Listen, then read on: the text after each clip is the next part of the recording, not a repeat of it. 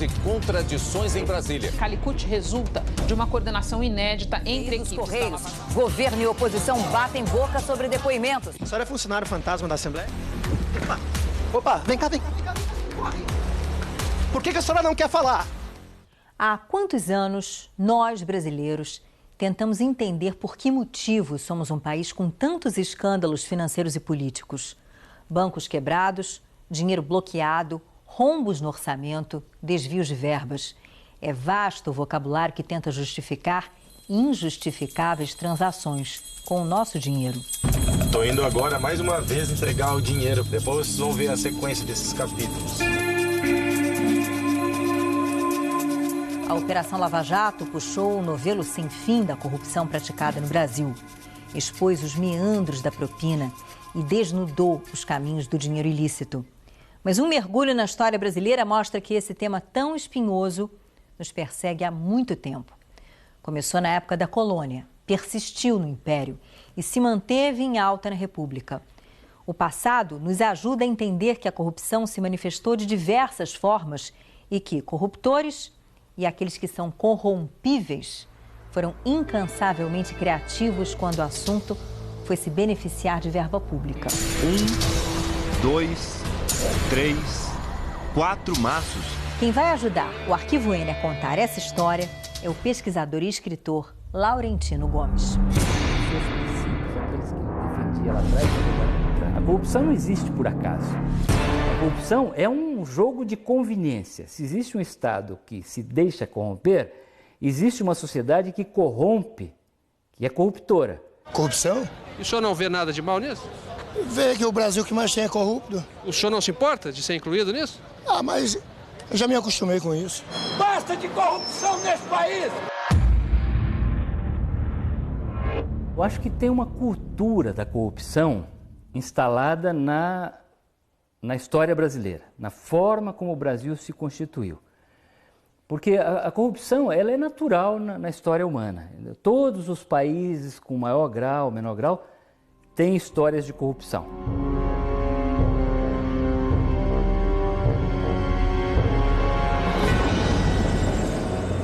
A corrupção ela não existe sozinha, ela participa de um ambiente de vários outros vícios que afetam as instituições e afetam esse ambiente que criam esse ambiente de promiscuidade entre o interesse público e o privado, né? 36% do dinheiro da obra pública para suborno de políticos ou de burocratas do governo. A comprovação da existência de um poder paralelo coordenado por empreiteiras mexeu com o Congresso. Durante todo o dia, o clima foi de tensão e muita expectativa. Esses documentos na mão de um funcionário traziam um fio da meada, o ponto de partida de toda a corrupção que tirou o dinheiro do país e enriqueceu alguns. Começou aí o corre-corre à procura de informações. Se a denúncia corresponder a isso, é uma denúncia também grave, embora ela extravase dos limites do Congresso. São mais de 40 quilos de documentos, entre eles crachás em branco da Caixa Econômica Federal, correspondências de diretores da Odebrecht para autoridades, uma relação de emendas com obras de todos os ministérios, uma lista de pessoas que recebiam presentes caros e uma relação de parlamentares. Na frente dos nomes, vinham percentuais que variam de 4% a 5%. Também foi encontrado uma espécie de manual do lobista. A principal instrução do manual: nunca deixe nada escrito. Há também listas de contatos nos diversos órgãos do Poder Executivo e na Comissão de Orçamento. Listas de presentes de fim de ano recebidos por esses contatos e por dezenas de parlamentares. Sunaman, Brasília Invest, Corobrastel, Conexão Francesa, Capemi e Lutfala. São alguns dos escândalos deixados pelo governo passado que começam a ser apurados com rigor pela nova República. Para o povo, doutor Pertence, a pergunta fundamental é a seguinte: o senhor que está acompanhando vários casos ao mesmo tempo, Sunaman, Corobrastel, etc., é uma pergunta só que eles fazem. Quando é que o pessoal vai para a cadeia? Eu gostaria de saber. Uma investigação do Fantástico faz novas descobertas sobre o envolvimento da família do ex-governador e ex-prefeito Paulo Maluf no esquema de lavagem de dinheiro. Na lista de réus da família Maluf, mais um nome: Silvia Luftala Maluf, ou Silvia Maloufi Luftala, ou ainda Silvia Maloufi, a mulher de Paulo Maluf. Pelo menos estes são os nomes com que ela assina o cartão de abertura de uma conta em Paris, no banco francês Crédit Industriel d'Alsace et de Lorraine, em 29 de janeiro de 2001. Pela primeira vez, Silvia Maluf passa a responder, assim como seu marido, Paulo Maluf, e seu filho, Flávio Maluf, por crime de lavagem de dinheiro.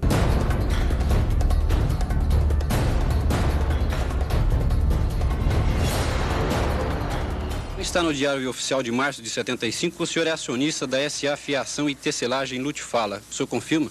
Nunca fui diretor, nem acionista, nem participei da administração da empresa. Está no Diário Oficial que o senhor possuía ações da Luftfala. O senhor confirma? Nunca fui diretor, nem acionista da empresa. Essas ações pertenciam à minha mulher. Ela tendo uma participação minoritária que seja, e o senhor sendo casado em comunhão de bens e possuindo a mesma declaração de renda, o senhor também está implicado num caso de enriquecimento ilícito?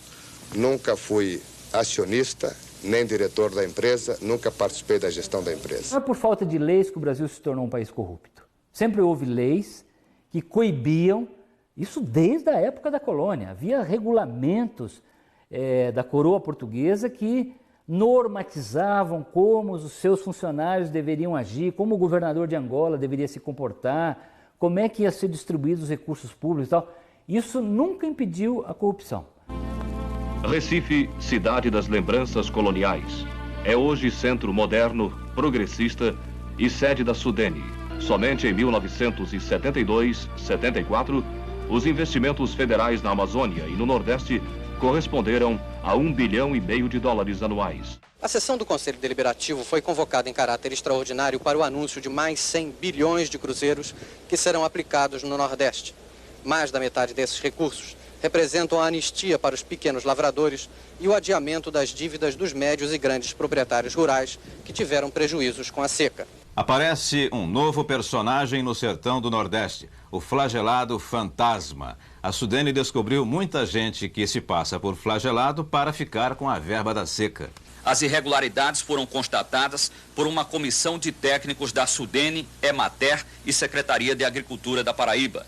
Examinando uma por uma das fichas dos alistados e depois indo ao campo para verificar se eles estavam trabalhando nas frentes de serviço, a comissão descobriu os flagelados fantasmas. Existem casos de uma mesma pessoa estar alistada e recebendo do governo em 2 ou 3 municípios sem trabalhar em nenhum deles. O senhor recebe o dinheiro da emergência mensalmente, né? Sim, senhor. Mas em compensação o senhor está trabalhando diariamente aqui no seu comércio? Não. Mas a comissão está apurando como irregularidade e o senhor vai ser expulso porque eles constataram que o senhor trabalha o tempo todo aqui no seu legal. Se for assim, tem muitos. Já na Sudã, que existe há 34 anos e deveria ajudar no crescimento da Amazônia, o governo reconhece que foram desviados R$1,173 bilhão. E cerca de 200 projetos foram investigados com suspeita de irregularidades. Foram encontrados projetos que nunca saíram do papel em 6 estados. Alguns consumiram milhões de reais e no lugar só havia mato. 30 pessoas foram presas, entre elas o ex-presidente do Senado, Jader Barbalho. Todos eles conseguiram habeas corpus e estão respondendo em liberdade.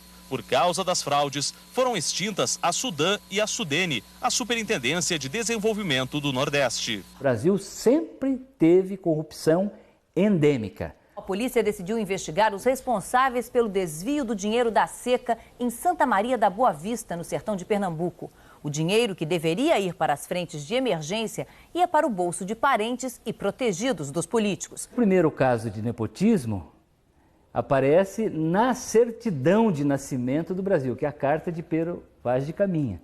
Ele escreve uma carta ao rei Dom Manuel, dando notícia do descobrimento da terra de Santa Cruz e tal, e no final ele pede favores ao rei para um parente dele. E pois que, senhor, é certo que tanto neste cargo que levo como em outra qualquer coisa que de vosso serviço for, Vossa Alteza há de ser de mim muito bem servida. A ela peço que, por me fazer singular mercê, mande vir da ilha de São Tomé a Jorge de Osório, meu genro, o que dela receberei muita mercê. É um caso curioso, não é de corrupção, mas é de nepotismo, essa troca de favores entre o público e o privado que está na certidão de nascimento do Brasil.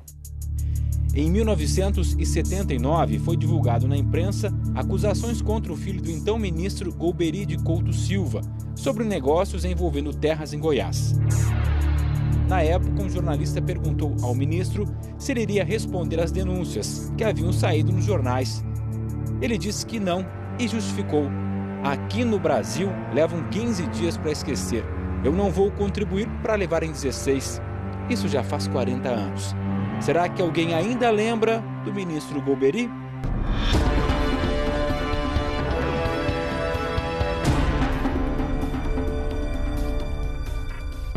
Inúmeros casos de nepotismo, durante o Império, durante a Primeira República, filhos de políticos, de ministros que conseguiram privilégios. Um caso muito famoso, já mais recente, é da família do presidente Getúlio Vargas, né? Que vários dos seus irmãos, parentes, sobrinhos conseguiram benefícios, empregos públicos, porque eram da família do presidente. Bota o retrato do velho outra vez, bota no mesmo lugar. O segurança pessoal do Getúlio Vargas, o Gregório Fortunato, foi acusado de enriquecimento ilícito. Ele era chefe da guarda do presidente, ganhava um salário relativamente modesto, mas na véspera do suicídio do Getúlio, ele tinha uma fortuna que hoje seria avaliada em cerca de 38, 40 milhões de reais. Então é um caso de enriquecimento ilícito dentro do círculo familiar próximo do presidente da República.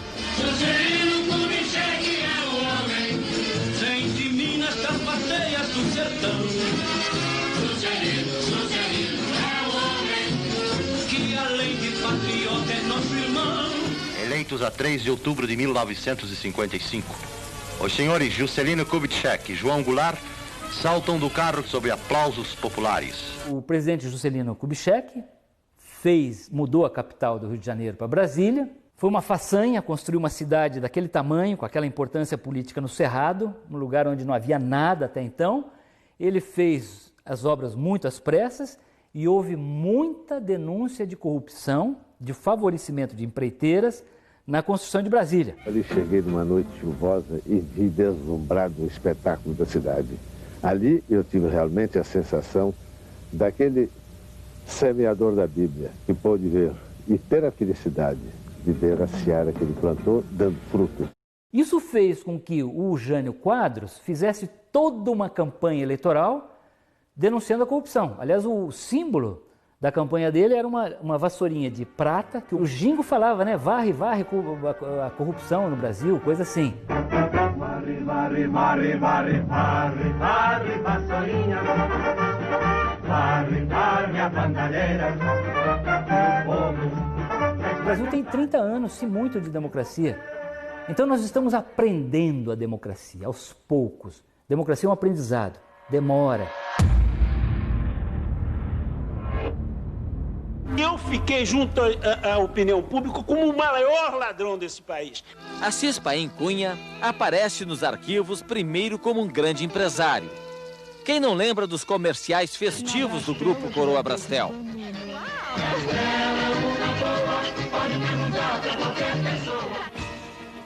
Um homem poderoso, dono de 2.000 imóveis, 30 empresas e de uma rede de 340 lojas de eletrodomésticos no Rio de Janeiro. Convocado pelo governo para salvar uma corretora agonizante, a Laureano, Assis Paim não conseguiu, como investidor, se sair tão bem como grande homem de vendas. O senhor realmente emitiu notas frias? O senhor não tinha uma outra saída? Não tinha outra saída. O senhor emitiu? Emiti.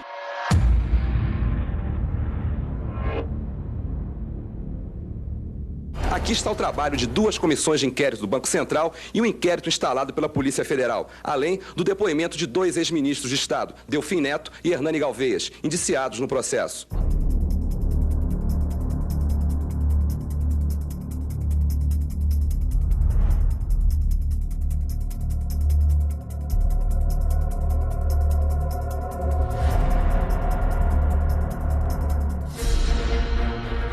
Uma CPI do Senado está investigando governadores e prefeitos que pediram autorização para emitir títulos sob a falsa alegação de que tinham de pagar dívidas decretadas pela Justiça. É o escândalo dos precatórios. Cada dia que passa, as revelações da CPI apontam mais e mais para a Prefeitura de São Paulo e seu ex-secretário de Finanças, o atual prefeito Celso Pitta.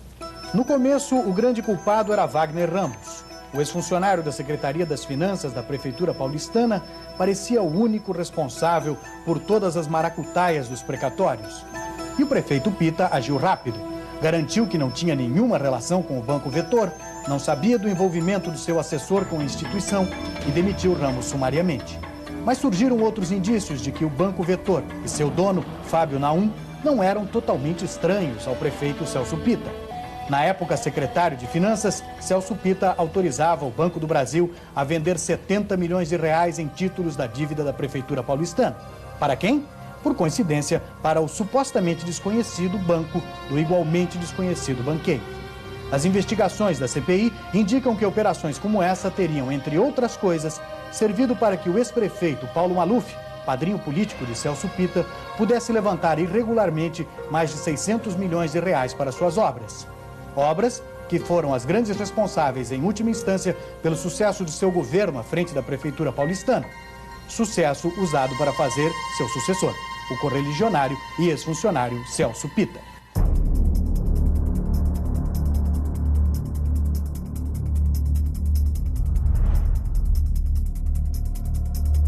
Marcada para este mês a inauguração do primeiro trecho da ferrovia Norte-Sul. Os trilhos que ligam a Ceilândia à Imperatriz foram quase todos colocados e já há carga à espera do trem. Ainda em 89, a Valec, empresa que constrói a ferrovia, pretende estender a linha até o município de Estreito, utilizando uma verba de 108 milhões de dólares. A extensão total da ferrovia é de 1.570 quilômetros. Segundo os responsáveis pela obra, para que a Norte-Sul se torne economicamente viável, é preciso transportar 1.900.000 toneladas de carga. Uma ferrovia estratégica para escoar a riqueza do interior do país. Mas nesse trecho da ferrovia Norte-Sul, os trilhos não chegam a lugar nenhum. O país gastou 5 bilhões e 100 milhões de reais. E depois de 2 décadas, continua esperando pelo trem. O responsável pela obra, o então presidente da Valec, José Francisco das Neves, conhecido como Juquinha, foi preso em julho do ano passado pela Polícia Federal. A investigação mostrou que, à frente da Valec, o patrimônio de Juquinha saltou de 500 mil reais para mais de 60 milhões. As escutas telefônicas que o envolviam na corrupção foram anuladas pela Justiça. Juquinha foi solto, mas não inocentado. Ainda responde a processo por desvio de dinheiro das obras da Norte-Sul.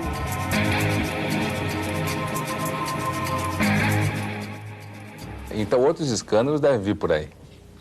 Eu gostaria que não viesse, mas eu tenho certeza que virão muitos.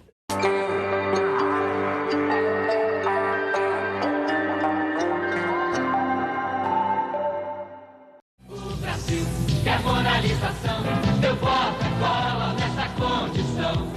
Collor começou a sua caminhada para ocupar a presidência da República quando assumiu o governo de Alagoas e declarou guerra aos marajás e aos funcionários públicos fantasmas.